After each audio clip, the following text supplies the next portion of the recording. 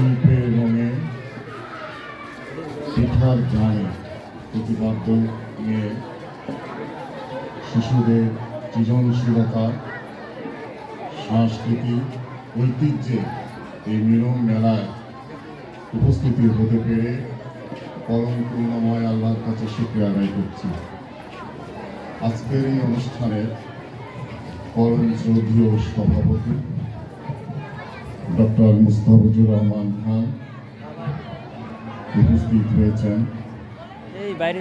সমন্বিত ছাত্র জোটের জাকসু নির্বাচিত এজিএস ফেরদৌস আল হাসান উপস্থিত হয়েছেন। গ্রামীণ বিশ্ববিদ্যালয়ের জয়েন্ট রেজিস্ট্রার মোহাম্মদ ইরফান কাদের চৌধুরী। সত্যি একটি মনোমুগ্ধকর সুন্দর একটি নবান্নের উৎসবের মতো মনে হচ্ছে।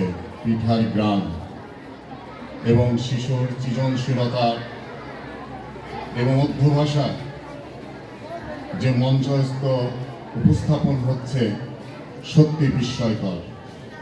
সেই কারণে আমি আল্লাহর কাছে আবার শুকরিয়া আদায় করছি। তাদের যে লক্ষ্য উদ্দেশ্য নিয়ে বিশেষ করে এই প্রতিষ্ঠানে শুরু থেকে শেষ পর্যন্ত এবং এই পর্যন্ত যারা শ্রম দিচ্ছেন, মেধা দিচ্ছেন এবং নেপথ্যে প্রত্যক্ষ এবং পরোক্ষভাবে যে সকল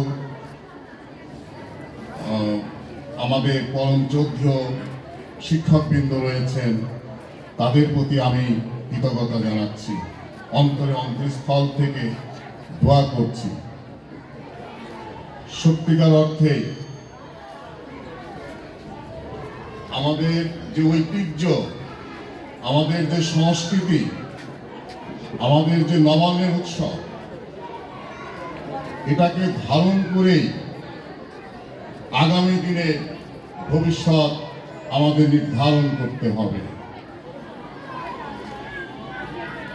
আমি এটাই বলতে চাচ্ছি যে আমাদের অতীত এবং বর্তমান এই বিষয়কে মূল্যায়ন করে আমাদের যে বাংলাদেশ, সুন্দর বাংলাদেশের যে প্রত্যাশা, সেই প্রত্যাশা পূরণে এই প্রতিষ্ঠান থেকে শিক্ষার্থীরা তাদের যোগ্য নাগরিক হিসাবে গড়ে উঠবে, এই আশা আকাঙ্ক্ষা আমি রাখি। আর বিশেষ করে আজকে অনেক কষ্ট করে এই আমিনপুর থানা, বেড়া উপজেলা, পাবনায় আমাদের আমন্ত্রিত সম্মানিত অতিথিবৃন্দকে নিয়ে মুস্তাফিজুর ভাই আজকের এই অনুষ্ঠানে যে সৌন্দর্য বৃদ্ধি করেছেন।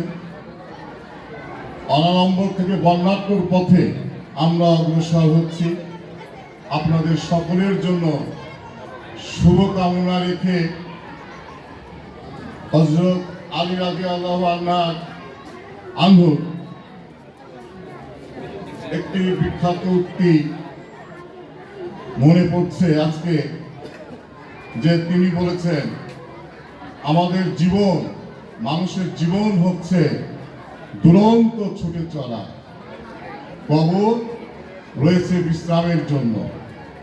আমরা দেশ, জাতি, জনগণের জন্য আমাদেরকে নির্লসভাবে পরিশ্রম করে যেতে হবে যতদিন না পর্যন্ত একটি সুন্দর বাংলাদেশ উপহার দেওয়া যাবে।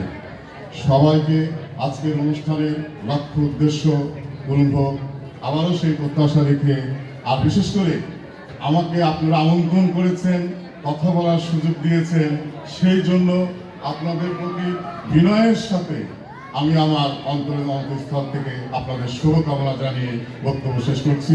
আল্লাহ হাফেজ। আল্লাহ আমাদের সহায় হন।